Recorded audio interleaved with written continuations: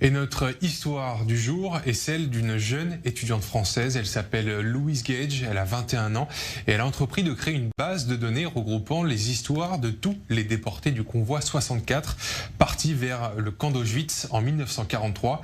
Une quarantaine de personnes ont survécu, mais la plupart ont été oubliées. Louise essaie de leur redonner vie, de remettre de l'humain dans l'histoire de la Shoah. Vous allez le voir, son site internet a même permis à certains de retrouver des informations sur leur famille disparue. Un reportage de Alicia Arpaia et Charlotte Lefté. 7 décembre 1943, le convoi 64 part pour Auschwitz. À son bord, 1000 personnes, 1000 destins sur lesquels Louise a décidé d'enquêter. 65 histoires sont déjà répertoriées sur son site internet et son compte Instagram. Le projet débute autour d'un nom, Pierre Bauer.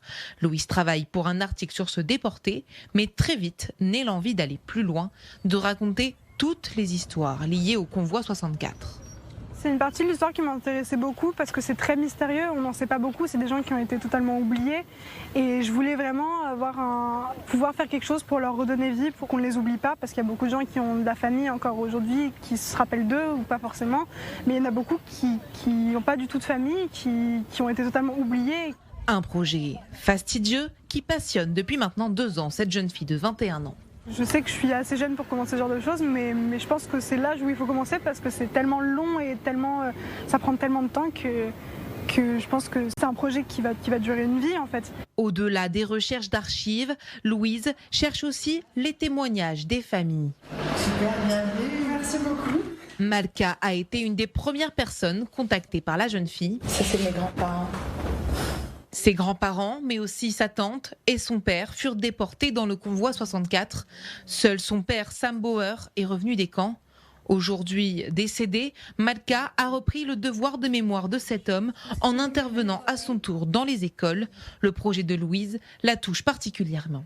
Son travail m'apporte aussi certainement des réponses et j'ai l'impression que c'est une petite nièce qui fait un travail sur la famille. Et là, elle est grande, la famille, puisque tu dis qu'ils étaient 1000 dans ce convoi. Mais c'est très émouvant. Que Louise tombe sur le convoi de mon père et que je puisse encore transmettre ce qu'était mon père et qu'elle puisse à son tour transmettre aussi. Parfois, ce sont les familles à la recherche d'informations qui contactent directement Louise. C'est le cas de Florent. Bonjour Louise, comment vas-tu ? Son arrière-grand-père Jean-Élie Lévy était lui aussi dans le convoi. Florent est en plein processus de recherche. Louise et lui partagent régulièrement leurs découvertes. Le travail de Louise ainsi que d'autres pages Facebook dédiées à ce convoi a permis à Florent de remonter le fil de son histoire et retrouver un pan tout entier de sa famille il y a tout juste quelques mois. On commence déjà avec ton travail, leur redonner une mort. Et ça, pour moi, c'est fondamental, hein, ça leur redonne de la dignité. Et puis nous aussi, à la famille, ça nous permet de... Ben voilà, tu vois, dans mon cas, c'est une histoire extraordinaire, quoi, donc de recréer du lien.